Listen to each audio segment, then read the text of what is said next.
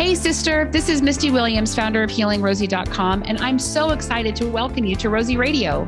Tune in to find clarity, direction, and hope for your healing. New episodes drop every Tuesday. We created this show to empower you to regain control of your life and feel like yourself again. Yes, sister, it is possible. So if you've been hanging around the Healing Rosie community for any length of time, you have probably heard a lot of chatter about thyroid. And there's a reason for that. And if you've dealt with flabby, foggy, and fatigued at all in your journey, which most likely, if you're listening, that's part of the reason why, is that you've confronted these issues as you're getting older. Sometimes it gets blamed on menopause or perimenopause. Sometimes it gets blamed on aging, right? But I first ran into thyroid issues myself when I was 35. So technically not in perimenopause, and technically not at an age where it can be blamed on aging. I had completed my 2 surgeries that I've talked a lot about, the second surgery to fix the first botched surgery and everything that ensued after, coming unraveled, dealing with brain fog and fatigue like crazy. And finally went back to my primary care doctor to figure out what was going on and pushed for more lab work. Like, let's figure out what's happening. I'm experiencing these symptoms that I have not experienced before, and I want to get my life back. And after pushing for a while, she finally said to me, Misty, even if I did run your labs, I wouldn't know what they meant, which was gutting and shocking. And she went ahead and referred me to an endocrinologist in her practice to take a look at what was happening in my labs and see if she could help. So while I was sitting in the endocrinologist's office, she told me that my labs were probably normal. We would run some more and see if anything else turned up. And she came over and started tapping on my neck and said, Misty, I think you might have some nodules on your thyroid. We went back and did an ultrasound, and sure enough, I had thyroid nodules, and heard then what I heard when they diagnosed me with endometriosis. We don't know what causes it. We can keep watching it, right? You can do surgery. So thyroid nodules, the first time I even knew that thyroids could have nodules on them.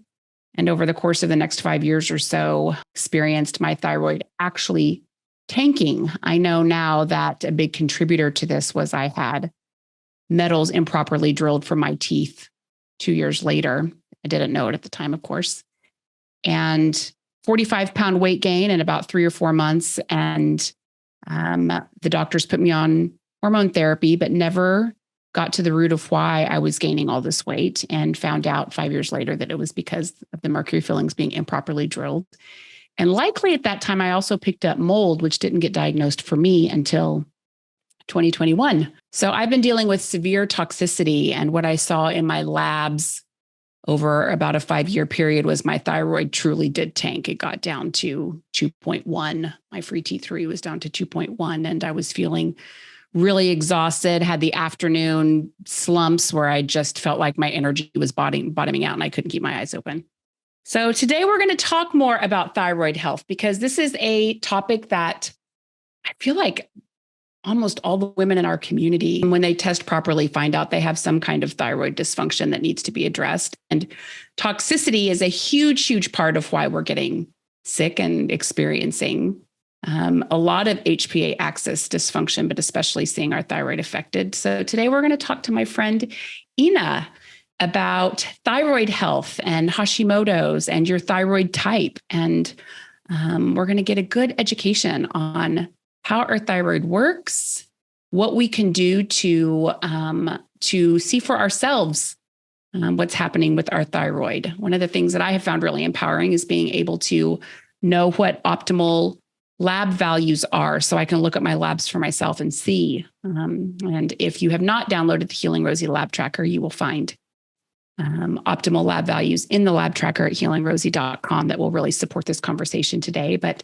Inna Topiler Mooney is a board-certified clinical nutritionist with over 17 years of experience in clinical practice and the founder of Complete Nutrition and Wellness. She is also the host of the Health Mysteries Solved podcast and the educator behind the Thyroid Mysteries Solved Step-by-Step program. Welcome, Inna. Hi, Misty. I'm so excited to be here and share all this information with your listeners. Thank you for having me. Well, I'm super excited for you to be here. And this thyroid topic is a big one. I still have women, after all of the talks we've done on thyroid health, will post in the Healing Rosie Facebook group that here's the symptoms I'm experiencing. And they all, from my perspective, mirror thyroid dysfunction. And you ask them, have you had your thyroid checked? Oh, yes, my thyroid's checked. The doctor told me it was normal.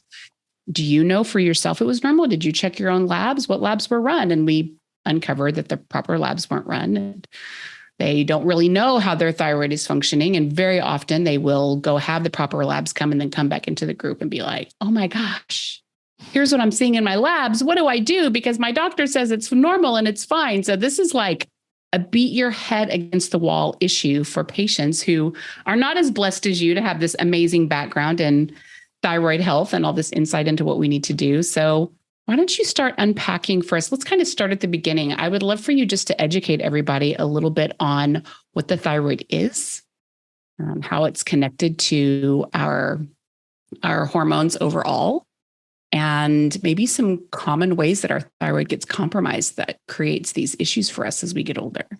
Absolutely. So our thyroid, very small little butterfly gland right here, controls so much. So I think that most of us probably already know that thyroid has something to do with our metabolism because that's a very talked about thing, right? And so yes, your thyroid controls your metabolism. It also controls your temperature. So when you get hot or cold, so it regulates that. But additionally, it literally controls so many more things. So we need thyroid hormone from our head to our toes. So our hair, for example, right? I mean, who has experienced hair loss, thinning hair, dry hair, coarse hair, especially hair that, it's like, wait, this isn't my hair. Like something is different. People tell me all the time, I have half the hair that I had 5 years ago, right? Or my hair, the texture, it's like frizzy and dry and like, it just doesn't sit the same, right? So your thyroid, you need enough thyroid hormone for your hair to grow, to be supple, to be flowy, to just be healthy. The same thing with our skin, right? Because it controls your temperature, but also controls moisture levels. So skin that is dry, if there's, rashes on the skin, the thyroid has a lot to do with that. And I often ask people, do you have dry skin? And they say, oh, no. I said, well, can I ask you a question? Do you put lotion on when you get out of the shower? Oh, yeah. I mean, if I didn't put lotion on, my skin would fall off. I'm like, well, that actually means you have dry skin, right? So that's really, really important. Now, the next thing that people don't always think about is the gut. And I know that in your community, you guys talk so much about gut because that's the center of so many things. And gut health is important for the rest of our body. And many people already know about the microbiome and the good and the bad bugs. But what people may not realize is that, we talk about leaky gut a lot, right? So leaky gut is that intestinal lining and it can become permeable. And when it becomes permeable, we can have food sensitivities and a lot of other issues. And when we talk about gut, there's a lot of support, like people may know about drinking bone broth, right? Or taking glutamine. Those are wonderful to heal the gut. But here's the thing. What actually controls the lining in the gut? Your thyroid. So if you don't have enough thyroid hormone, you're not going to have a nice barrier. So you can take glutamine until glutamine is coming out of your nose, right? You'll be healing it and then you'll be breaking it up when you don't have enough thyroid hormone. And then speaking of membranes, right? There is a membrane around the brain. It's called the blood-brain barrier. So same thing, you need enough thyroid hormone to support that barrier. That barrier needs to be intact. If there's permeability there, well, guess what? Things that we're taking in, right? Could be metals, it could be other toxins, they're coming in. And then hello, brain fog, right? Like there's going to be inflammation in the brain because things are getting into the brain that are not supposed to. And yes, again, there's vitamins, there's minerals, there's things you could do to help to support, protect your brain. But if you don't have thyroid hormone, then that barrier is not going to be as intact as it needs to be. And then, of course, going back to digestion from a motility perspective, when we don't have enough thyroid hormone, we can be more prone to constipation. And everything in the body is very connected, right? So when one thing happens, there's usually a bunch of different things that happen down the line. So if we are constipated, and constipated doesn't mean that you don't go to the bathroom, for 7 days, right? If you're not going every day, that in my book is considered constipation. Or you might be going every day, but you get those little pellets, like they look like deer poop. That is also constipation. So you could be going every day, but if it's just tiny little pellets, it's not really all coming out. So then if we think about what happens down the line, right? Well, if we're not moving our bowels, that means the toxins aren't getting out. So they're getting reabsorbed back in, which means then we become more toxic. And as you mentioned, Misty, toxicity is such a big part of why the thyroid can become off. And then on top of that, if we look at other hormones, like for estrogen, for example, we need estrogen. And every day we produce a certain amount of estrogen. That estrogen then has to get metabolized and excreted out of the body and detoxified. And the biggest way that it does it is through the bowels. If we're backed up because our thyroid is not working as well, then our estrogen then gets reabsorbed. And then we have the extra estrogen from yesterday plus the estrogen we produce from today, and we get something called estrogen dominance. Estrogen dominance means there's more estrogen than progesterone, which causes its own host of symptoms. But from a thyroid perspective, estrogen dominance can slow down a specific type of the thyroid, which then makes our free hormones, which we'll get into in more detail, but it makes it not as absorbable. And so, right, it's like the thyroid affects one thing, which then affects something else, which affects something else. And then it goes back to thyroid. And then it's this vicious cycle and we get this perfect storm. Yeah. One of the things you're saying that I just want to highlight here is a lot of times we think of our issues being a thing. So I'm hypothyroid or I have SIBO or, there's one thing that we need to fix in our bodies, right? So that we are feeling better. And I've seen it over and over in our community that women have a gut issue and they go on hormone therapy and their gut issues go away. So for example, there's a woman in our community who had SIBO. She's like our little resident SIBO expert. Okay. She has beat SIBO back so many times. She knows all the tricks that work for SIBO.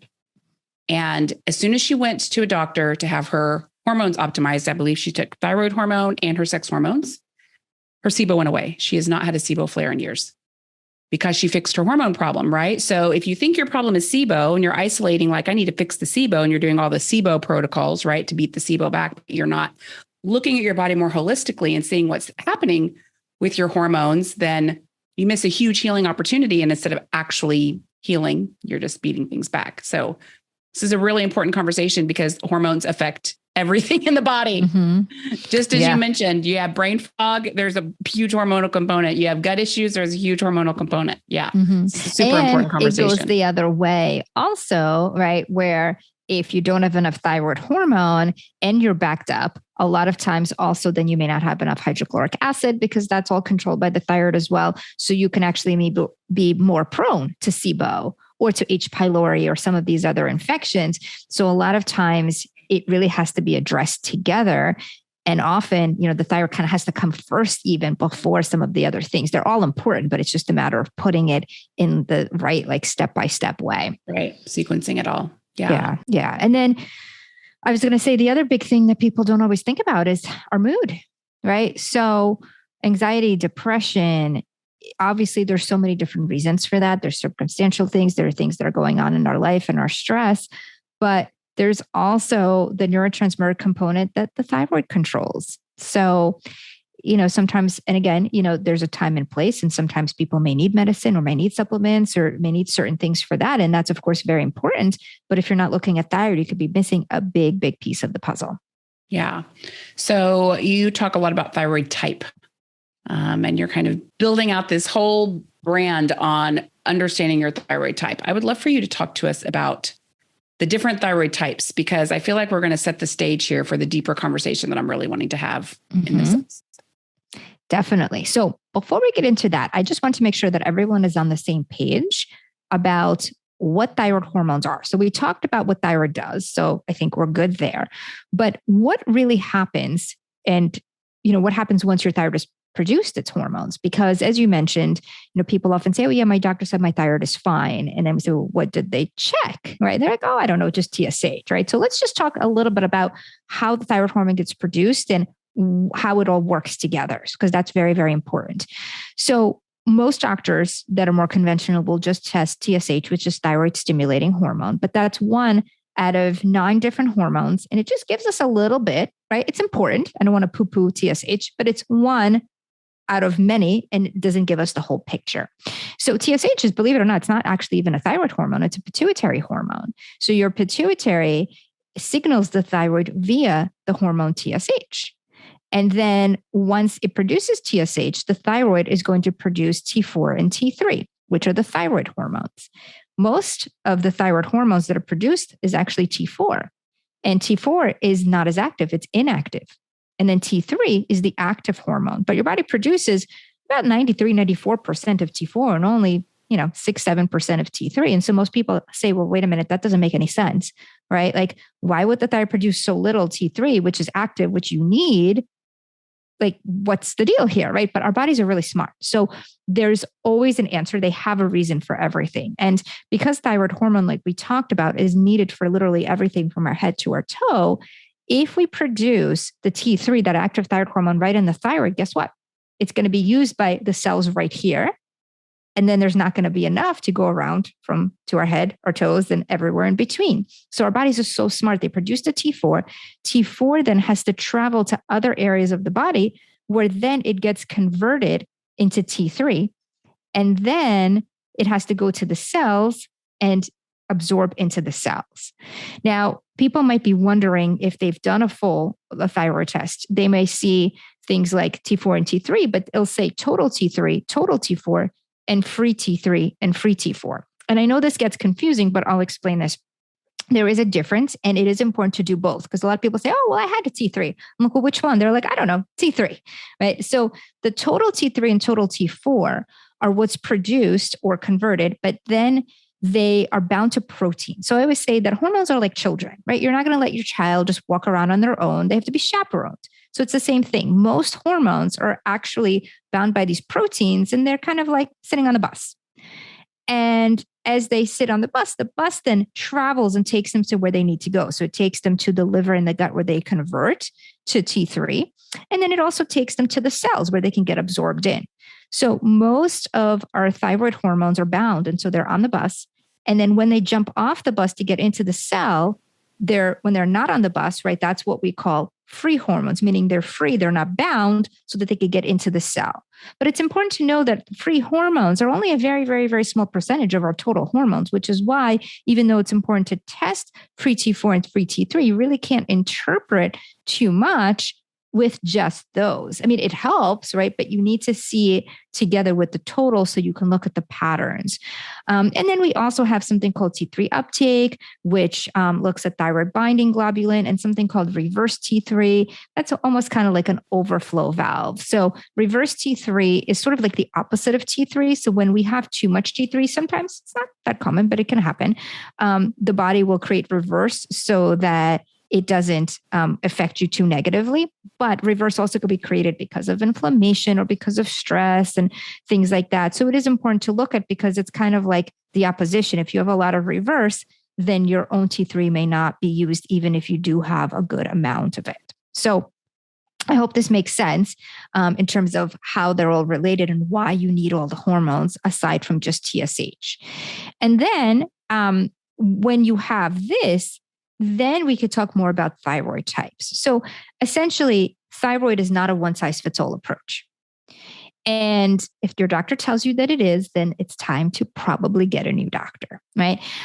Because, your TSH could possibly be off. And if your TSH is elevated, that typically means that there's less thyroid hormone and you perhaps may need thyroid medicine. But that's just one type, which is the high TSH type. Some of the other types are, if let's say you're someone who doesn't convert your T4 to T3 very well, because remember, you don't produce T3, very much of it, at least in your thyroid. You have to convert it. And not everyone can convert it. It gets converted in the liver and the gut, and you need certain nutrients for that conversion to happen. And there's certain autoimmunity things that can affect that conversion negatively as well. And so for some people, if that conversion doesn't happen, you don't have enough T3. So if you don't have enough T3, taking a conventional thyroid medicine like Synthroid levothyroxine, which is T4, is really not going to do anything, right? So that's not going to help. And usually people who don't have enough T3 tend to have completely normal TSHs. So if they go to an endocrinologist or their primary and they say, hey, check my thyroid, and they look at TSH, they say, oh, you're fine. Everything's fine. Your TSH is perfect at, 1.5 5 or something like that, right? And when they find out that they have low T3, their support would be very specific to that versus what someone would do if they're a high TSH type. So help people understand why doctors often only do the TSH check when they're checking thyroid. Okay. So I think there's a few different reasons for that. The first is, that is the standard of care, right? Because hypothyroidism is defined as a TSH that is above the lab's range, which, by the way, the lab's range, the high end of TSH is 4.5. It used to be 5. They've lowered it to 4.5, though, depending on where you are in the country or in the world, there may be a little variance too, anywhere from 4 to 4.75 at this point. So, you could be 4.1 and be considered okay in California and be considered high in New York, right? Depending on what lab. But that's the definition of hypothyroidism. So when doctors are looking, and if you look at textbooks, right, you don't have hypothyroidism unless your TSH is above range. But we know the ranges are very wide, and optimally, we really want TSH below 3. And if you're someone who's taking thyroid medicine, in an ideal world, you'd be even closer to 2 because the thyroid medicine should, in theory, get the TSH down lower. But because the textbooks say, hey, unless you're over 4 or 4.5, whatever the range is, you're not hypothyroid, it's kind of an easy thing for a doctor to say, well, your TSH is okay. So I'm not thinking any more down the line because the book says this, your TSH is fine, then you must be depressed. You must be crazy. You must have, this, that, and the other. You must be stressed. It's not your thyroid. And, obviously I don't want to say anything negative about anyone, but I do find that, when I speak to doctors who are more conventional, and I even sometimes ask them, we'll have maybe a client or a patient in common, and I'd say, hey, would you mind just running a T3 for this person? And I'll say, oh, well, that's not necessary. And I would sometimes go and ask them, well, can you tell? And obviously I understand this is what I do, why it's necessary. But sometimes I'll say to them, well, would you be able to tell me why you feel it's not necessary? Right? Because, I want to start a conversation and I would just want to see how we can work together. I'll say, oh, well, because it doesn't matter. And I'll say to them, okay, well, why do you think it doesn't matter? Like, oh, well, that's only if someone's in a hospital or this or that. They just don't understand. And there isn't really a lot of education about this in medical school. The textbooks are written in a way where, because there's all these feedback loops, right? So in an ideal case, if TSH is okay, it should signal T4 to be produced. And T4 should, in theory, convert to T3. And T3 should then get back on the bus, go to the cells, and get absorbed into the cell, right? It's kind of like, when it rains, the water hits the grass and the grass grows and then flowers grow and then, everything is kind of working. But sometimes we have no rain for a while, right? Or sometimes there's certain toxins in the environment that affect the grass. And instead of grass, we get a bunch of weeds and no flowers, right? So it's the same kind of idea. Yes, in theory, it's supposed to work this way, but in today's day and age, it just doesn't for at least half, I would say even more than 50% of people. Mm-hmm. So one of the things I want to mention here is if you're working with your doctor and he or she has told you that your thyroid is normal and you've only run TSH and you want to get out of the gridlock, because it's pretty much a gridlock conversation from a patient perspective, right? Mm-hmm. We actually have, if you'll go to healingrosie.com and look in the show notes, we'll put it down here. We actually have a coupon code where you can get a free T3 lab test run. You'll pay the $8 lab draw fee. But that's it. But you can go get your free T3 run and see for yourself where that free T3 is. And if the 3 T3, maybe you want to share optimal ranges here, Inna, but if the free T3 is low, sometimes you can take that into your doctor and say, hey, I know you pulled my TSH, but I just went and had my free T3 pulled and look at this number. It's low. A lot of doctors do know what the optimal ranges are. They just won't run the lab, right, to get you there. And that can be a way that you can advocate for yourself a little bit more. But I want to make sure that everyone knows that you can get a free T3 lab test to be able to look into this more yourself.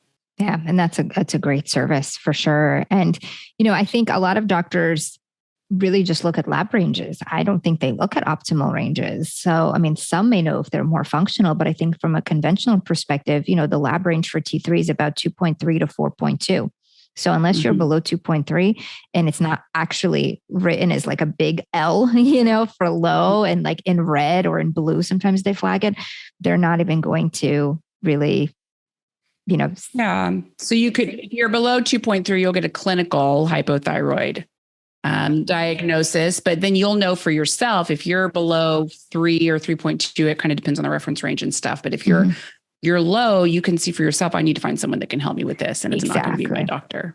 Yeah. And thankfully, you know, there are ways. So, you know, if you're low in T3, yes, of course, there's T3 medicine, but that's not the only answer, right? There's so many ways to naturally support T3. And I know that's something that you do in your program. It's something that I do in my program and a lot of functional practitioners work on. So, you know, there is liver support, gut support. Again, it has to be very specific and timed and sequenced in a way where it's step by step. But, you know, there's a lot you can do. And in some situations, if it's very, very, very, very low, sometimes medicine can be helpful. But typically, we usually try the natural approaches first. So if your doctor's saying, no, I'm not going to give you medicine, I don't even want to look at this, I don't want you to feel stuck that, okay, that's it, right? There's all of these other things that you can look into and do. Yeah. All right. So you set a good foundation here. Why don't you talk to us about these thyroid types? Right. So we have the high TSH type. We have the low T3 type. There is another type, which I call the unavailable hormone type. And this is where you have both low free T4 and free T3. And that's why it's so important to look at everything if you can, and if you can get all the labs, because if you're just looking at things like randomly, like this number or that number, it doesn't always, you can't always get the pattern. And so typically for the unavailable hormone types, this is, it's kind of a tricky one. And we see this a lot for people who, like, sometimes it's post IVF treatment, or someone who's been on birth control pills, or, you know, even a lot of people who have fertility issues. There could be PCOS. People may be experiencing irregular or heavy periods. And there is other hormones that are connected to this type. And for this type, a doctor would hardly ever notice because TSH is normal. Even total hormones may often be normal, but it's the free T4 and free T3 that are low. And taking thyroid medicine for this type is not going to help, because it's not that you don't have enough thyroid hormone, it's there. It's just literally unavailable to your cells. So, you know, the approach for this would be then again different than the TSH type versus the T3 type. Now, the other type that I see all the time, and it's, you know, I'm very active on Instagram when we talk about this a lot. And I can't tell you, like, if I had a penny for every time someone said to me, oh my gosh, that's me, I'm going through this now. And this is what I call the Hashimoto's all normal type. Now, before we go through that, I just wanted to make sure we're all on the same page about Hashimoto's. So just in case you may not be familiar, Hashimoto's is the autoimmune disease that affects the thyroid. So the immune system gets confused, and the immune system accidentally thinks your thyroid is something bad and foreign, and it starts attacking it. And what's really important to know about Hashimoto's is that it's the Hashimoto's itself attacks the thyroid, right? And your thyroid can become slow. So it's important to support the thyroid. But by supporting the thyroid, you're not necessarily doing anything for Hashimoto's, right? Because it's two different things. And so this type is so common, and I get so angry every time I hear this from people that their doctor said this, but so it's called a Hashimoto's all normal type. So what this means is that they have thyroid antibodies. So the way that Hashimoto's is diagnosed is if you have antibodies to either thyroid peroxidase or TPO or thyroglobulin antibodies. Now you can have antibodies to one or the other or both. And it doesn't matter. It doesn't make your Hashimoto better or worse if you have antibodies to one or the other or both. It just either of them or both mean Hashimoto's. So if you have antibodies, but all your labs are normal and really normal, right? Your TSH is in range, your T4, T3, the free, the total, like everything is okay, even with these optimal ranges. This is where doctors say, you're fine. Sometimes they don't even tell people they have Hashimoto's. They'll just say, you have thyroid antibodies. And people have to then go research and connect it and figure out, oh, wait, thyroid antibodies mean Hashimoto's. I can't tell you how often people will DM me on Instagram and say, can I ask you a question? You know, I have thyroid antibodies. My doctor says that I may not have Hashimoto's. I'm like, you know, I can't diagnose you obviously over Instagram, but, you know, the definition is if you have thyroid antibodies, you have Hashimoto. That's what it means. It's very black and white. And for some reason, I don't know why there's practitioners that make this such a gray area, because It's not great. If you have antibodies, you have Hashimotos. The only gray could be that if the antibodies are there, but they're at a very low level, that could be a little gray, right? Because typically for TPO, anything over 35 is considered positive. So if someone is at like a 15, it could be a little gray because they're there, but it's not so much, right? But if you're over 35, and for most people that I connect with, their antibodies are way through the roof and they're still unsure if they have Hashimoto's. But yes, if you have antibodies, you have Hashimoto's. And so the frustrating thing that they hear is you just have antibodies. There's nothing we can do. Your labs are normal. So we wait and we see. And this is what happened to me 20 years ago. We wait and we see. Eventually, your Hashimoto's or your immune system, right, will destroy your thyroid. And when that happens, then we'll give you thyroid medicine. But right now, you don't need medicine. Everything's fine. Isn't it maddening? I feel my blood boil just listening to you say that, because I've heard it so much. Everyone hears it. It's we wait and we see as your body just deteriorates and things get so bad, because the standard of care basically is once it gets bad enough, I can prescribe or we can do surgery. And I heard that over and over in my journey too. And it's just like, there's not a focus on health or quality of life. There's not a sense in conventional medicine of taking care of people to help them maintain their health. So if you have heard this from your doctor, I think you should be hearing alarm bells in your mind that you need to find someone who's going to support you in taking care of your health, because it's really scary when I think about what would have happened to me if I wouldn't have had. I'm feisty, I was triggered right away when my doctor started telling me, we don't know what causes it. You can Google it. We'll watch it. We can do surgery if it comes back. I knew I had to figure out something else. But for a lot of people, when they hear that, they take it as gospel. Like, okay, well, I guess I just have to wait and see what happens, right? And there's so many stories of women, even famous women.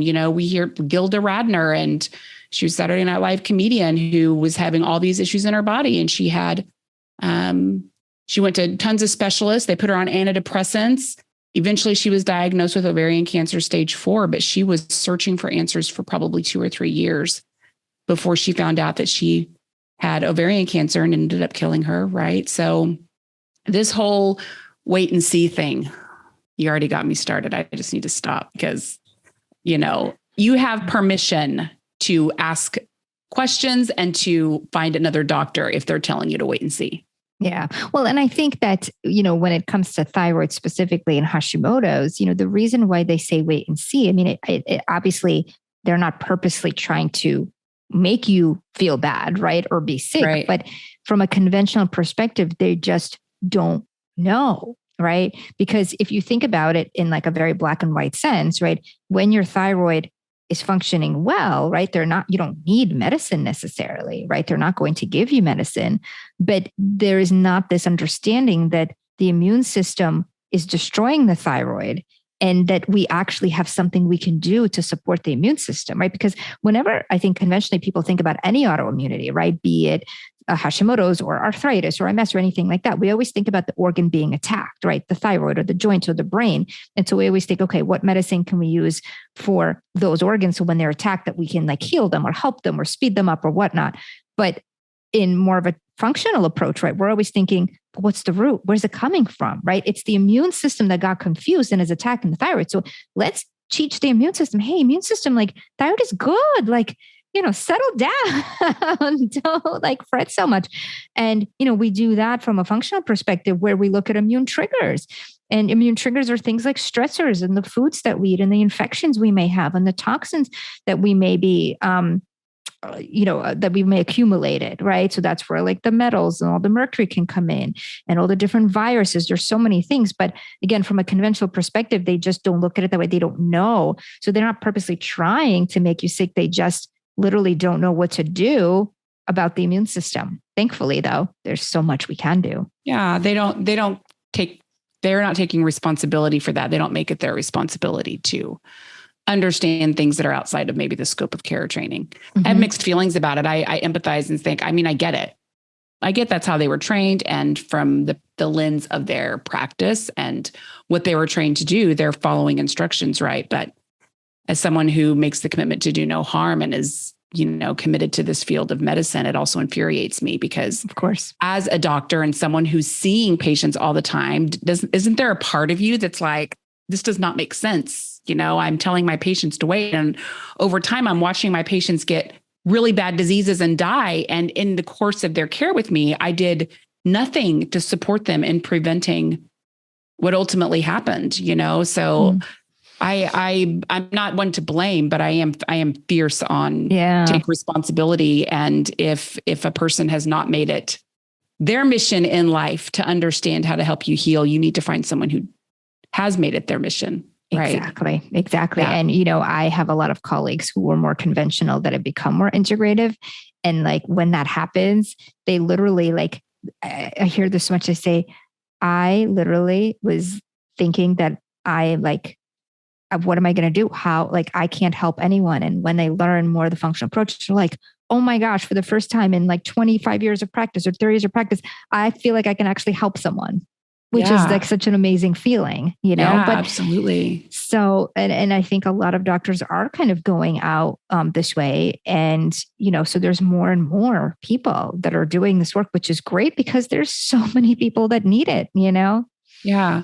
So talk to us a little bit about what we do if we have the antibodies, because as you said, if you're taking thyroid hormone to support the hypothyroid state, right? It's not doing anything for the Hashimotos. How does someone go about managing or even eradicating? I know people who've completely healed from their Hashis. How do we do that? So with Hashimoto's being an autoimmune disease, right, there's no kind of cure, but you can bring it into remission.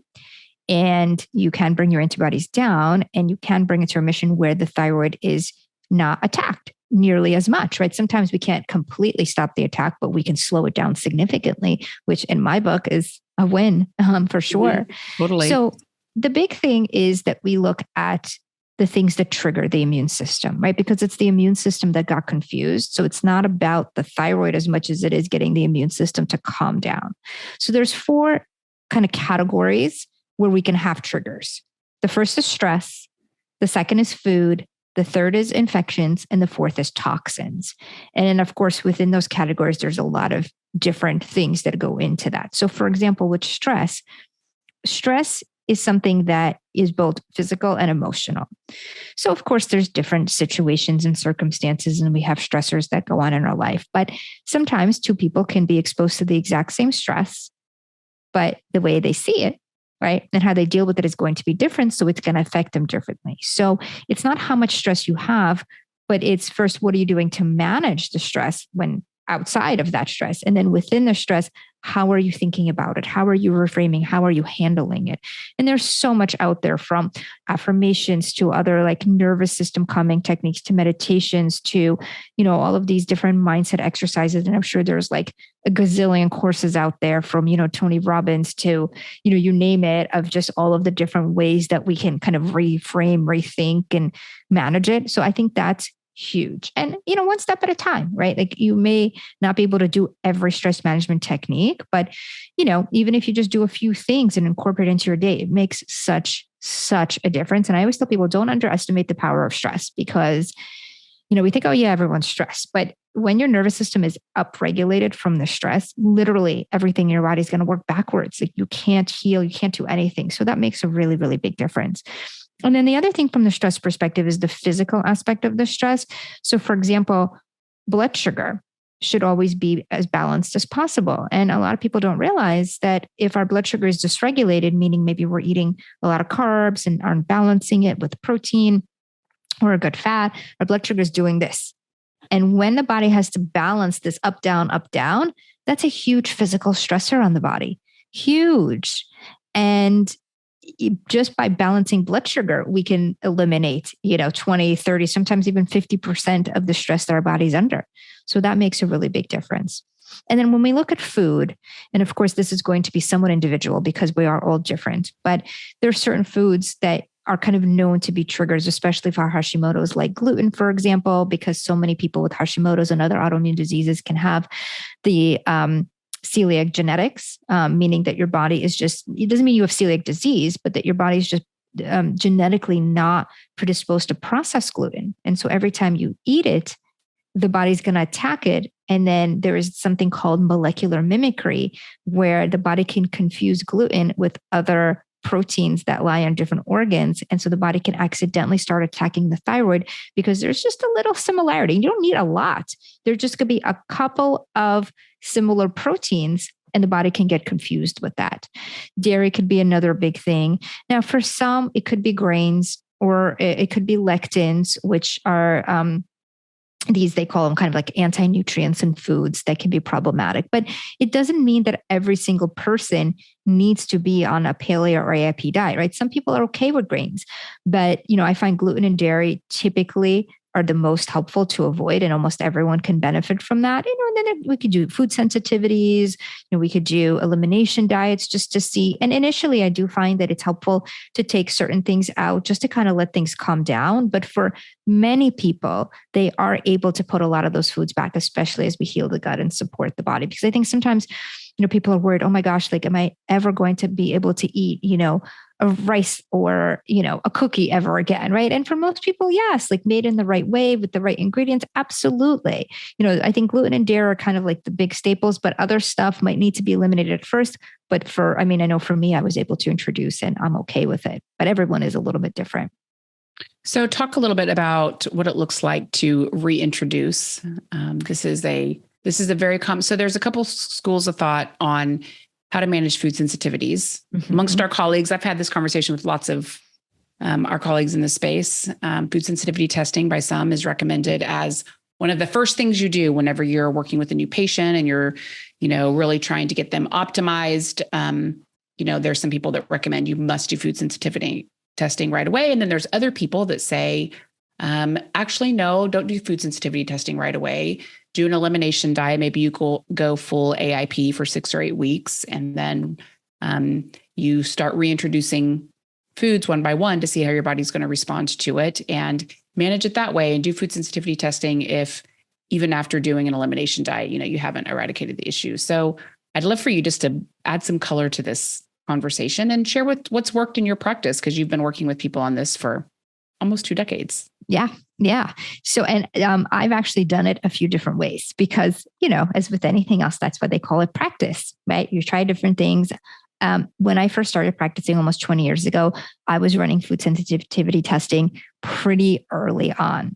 But what I realized was that when people's guts are a mess, which a lot of times they are, and we may have all types of dysbiosis from candida to parasites to H. pylori to other infections, and there's going to be more leaky gut. I was getting people reactive to everything. And again, not to say that wasn't true. I mean, it was for the time, but sometimes it's just very hard to avoid everything. And when there's leaky gut and everything is reacting, the test almost feels overwhelming. Like, how are we even going to manage this? Plus also, these tests aren't cheap. And I needed to run it again to see how things were improving. And it's just a lot of money that people would have to spend. So now what I do, and I have been doing this for a while now, is, after taking a really, really detailed health history, because you could kind of tell based on that, like what the issues could be, how many antibiotics they've been on, what other symptoms they have. Typically, we do an elimination, like you mentioned. And while we do that, we do stool testing. And then for my virtual step-by-step program, there's different questionnaires to figure out what type of dysbiosis that you have. And the benefit there is that we're not spending a lot of money on tests initially, but we're doing an elimination diet or just a cleaner diet sometimes. And this is also based on what the person needs, but it could be either a low lectin diet or AIP or, more towards like a paleo. And, because sometimes people also know, eggs really don't work well with me. And then people say, I think they're okay, so we include those, but we definitely eliminate gluten, dairy, corn, soy, sugar, and a lot of processed foods. And as we do that, they already start to feel better just because there's less toxins going in. And then we typically support the gut.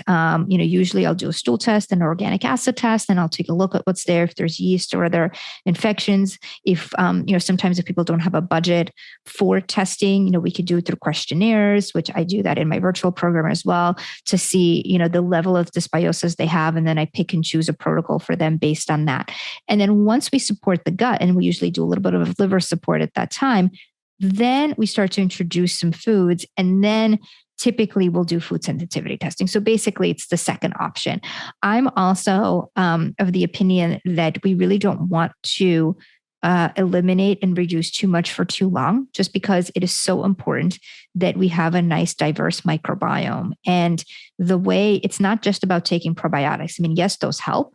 And yes, we have a lot of things on the market that are super strong and, these really heavy duty probiotics, but it's not the same as the natural bugs because you can never replace everything, right? Like you can have 1,000 billion, organisms.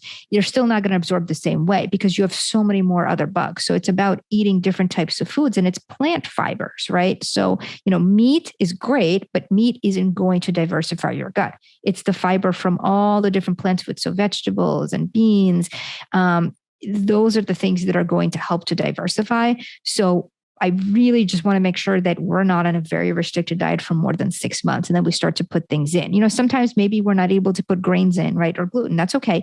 But then we see, okay, well, what vegetables can we put in? Even if you don't like a certain vegetable, can we just do a tiny, tiny amount of it, right? Just to get like all these different plant fibers in there. We want as much of a diverse diet as we can. Yeah.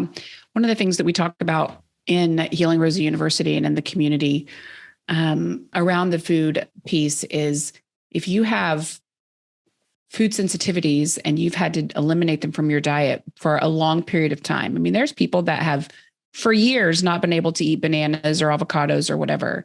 There is something else going on. It is not, food sensitivities is not a long-term strategy for maintaining your health.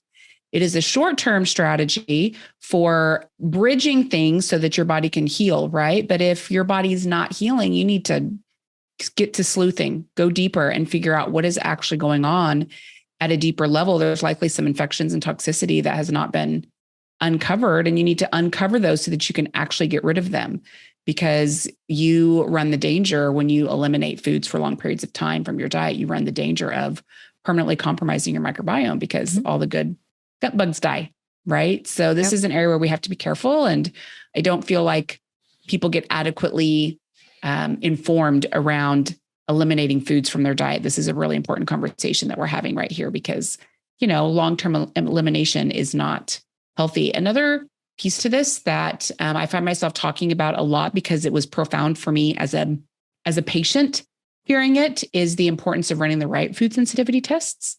I was interviewing Dr. Peter Osborne for the Radical Healing Masterclass that we did a few months ago. And one of the things that he said that I've actually heard several other practitioners in our space say too, is that you need to make sure that you're doing lymphocyte testing for food sensitivity testing. And that is the testing to see what you're actually creating the white blood cell response to in the body instead of the other tests, food sensitivity tests that are IgG or IgM, or, they're not fully testing to see what your body's actually mounting a response to. People can often in food sensitivity tests come back with, just like you said, Inna, everything is causing an allergic reaction for me, right? So you want to make sure you're doing the right test. And the test that you want to do is the ELISA food sensitivity testing. They're the ones that do the lymphocyte testing and can be really helpful to see what are you actually allergic to. We actually have someone in the Healing Rosie University Accelerator who's struggling with this food sensitivity thing for long term. One of the reasons that she wanted to do the deeper program is because she knows that there's something else going on that hasn't been uncovered, but she's never done a lymphocyte testing. So we're going to run that for her just to see what she's actually allergic to, like what is the body actually mounting a response to, because it's likely that a lot of us have done these food sensitivity tests and we think we're allergic to a lot of things that actually our body isn't mounting a response to from an immune perspective. So yeah. And there's so many out there. And, I've, with certain labs, I won't mention names, but I've sent the same sample with 2 different names and gotten 2 different results. Yep. Yeah. It happens all the time. I hear about it all the time too, from lots of people in our space. And it makes food sensitivities this area where it's like, well, do you even trust the tests? Right. I think that's why a lot of people have gone to the lymphocyte testing, because otherwise it's really challenging to know if what you're recommending the patient does is actually helpful to them. And it could be harmful because they're not eating as diverse of a diet. And maybe they're really not getting any benefit from that. So yeah, it's tricky. Yeah. It is tricky. That's why, you have to know your labs. Well, who do you use if you don't mind sharing for your tests? lymphocyte testing? It's the ELISA test. ELISA ACT, I think is the right. But what lab? Of their panels, they have a ton of different food sensitivity panels. ELISA is the lab. Oh, okay. Just because there's a lot of ELISA tests out there. So that's the lab you're using. That's the lab. And they have several food sensitivity panels. It depends on how deep you want to go. How much do you want to test, right? Food sensitivity tests can get really expensive. You can push $1,000 if you want to test everything under the sun. Yeah. I mean, some of the Cyrex panels and the Vibram panels are definitely up there. Yeah. Yeah. It's crazy. Yeah. All right. Well, let's keep going here with this conversation. We've been talking about autoimmune issues and how you treat. And we talked about blood work. I'm curious for you to talk a little bit more about your program, Discover Your Thyroid Type. What is there like a quiz or something to help people figure out what their type is? And then how are you helping people break this down? Sure. Well, so the free training that I have, it's an hour training where we get into really understanding what a thyroid type is, which, we already got into a little bit here. And then I walk people through when they have their labs, what to look for to figure out their thyroid type. And then, we talk in there more. I also teach people more about the twofold approach for Hashimotos and, really how we can look at this from a very whole body perspective. And then, for some people, especially if they have a doctor who is willing to work with them and it's open, which is wonderful, right? They can then take that to their doctor and their doctor will help to guide them. And, the training is there to basically give them as much information as I can. And then for others, that may not have a doctor or the doctor is just really not willing to work with them, but they know that there's something there and they want to really just take this to the next level and expedite their results so they're not spending months and months and months and thousands of dollars on spinning their wheels and trying to figure it out. Then I also have a step-by-step program where it's customized to them and their thyroid type. And I take them through step-by-step exactly what to do to support their thyroid type. And if they also have Hashimotos, to then support Hashimotos with this twofold approach. Yeah, it's exciting to see that there's resources like this available now for women who are struggling. Because I remember what it was like a decade ago. Yeah, there was nothing. Whenever I found the natural health, paleo, ancestral health space, there was I learned a ton. It was very helpful. I was very empowered by it. I learned a lot about circadian biology. That's when I started dialing in my sleep and wearing the amber glasses and, all the things that I still do to this day. But when it comes to women and their issues, women's hormones, this was not a conversation anyone was having. Our leaders were people who are awesome friends. I love them in their work. It was people like Mark Sisson and Ben Greenfield and Dave Asprey and Rob Wolf and, guys, I remember asking them, at events and different things that I was participating in at that time about, you're doing this keto diet and you're getting ripped abs and you're getting these amazing results and I'm trying it. And there's a lot of my colleagues in a space that are trying these strategies you're saying, and we're not getting the same results. And it was like, yeah, women are harder.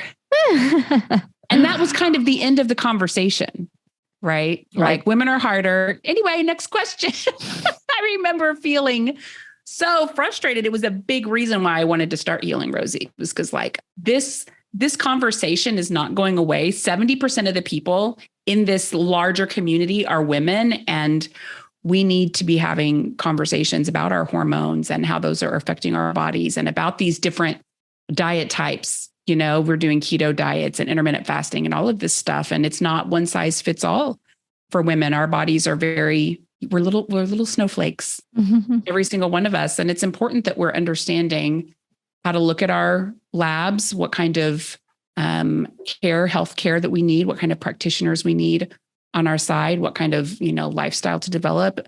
It's important that we're understanding how to uncover these toxic stressors, because it's why everyone ultimately gets stuck, because there is some kind of toxic stressor that they haven't uncovered. They've not done enough work on their trauma, So that's the other thing. We didn't kind of touch on that, but that's a whole other thing when it comes to stress, right? It's our thoughts, our beliefs, our traumas, because all of that is going to reside physically in our body. And, interestingly enough too, with thyroid stuff, our thyroid is in our throat, right? It's the fifth chakra. It's our expression, and so one of the things that we talk about a lot, and I do a lot of mind body stuff in my step-by-step program, because I literally work at addressing thyroid from every angle, because everything is so important, right? But it's like, is there something that you're afraid to say, that you feel like you need to say or you want to say, right? There's also a big connection with shame and autoimmunity, specifically Hashimoto's. And shame is not necessarily something that has to be this big thing. I mean, it could even be, an adult when you were younger, just telling you, you're a bad girl, right? Or a teacher saying, you're not being a good boy. And it sounds so trivial, but it is shaming, right? And that shame, it kind of creates this, sometimes when you feel embarrassed, you get that like the heat, you feel kind of hot inside. And a lot of times you could feel right here in the throat. So there's a big, just past shame, which it may not seem traumatic, but could be part of the trauma, can affect it as well. Yeah. I remember being a kid and feeling like there were certain things that I couldn't say, right? It wasn't safe in our family to say certain things or speak up about things. And that conditioning, I definitely took it with me into adulthood, right? And especially in my 20s, was very challenged around speaking my truth and saying what I needed to say. And fortunately, I'm way past that. I'm sure there are people that wish I would go back. But yeah, I mean, there's so much conditioning. And this is why childhood trauma is very relevant, we think, but that happened so long ago, but it conditions you to interact with the world in a certain way, right? It still lives inside your nervous system. And we have to address that and find ways to break free, to create new neural pathways and new patterns in our life that are more life-giving and supportive, right? So all of these are really important, really, really important. Yeah.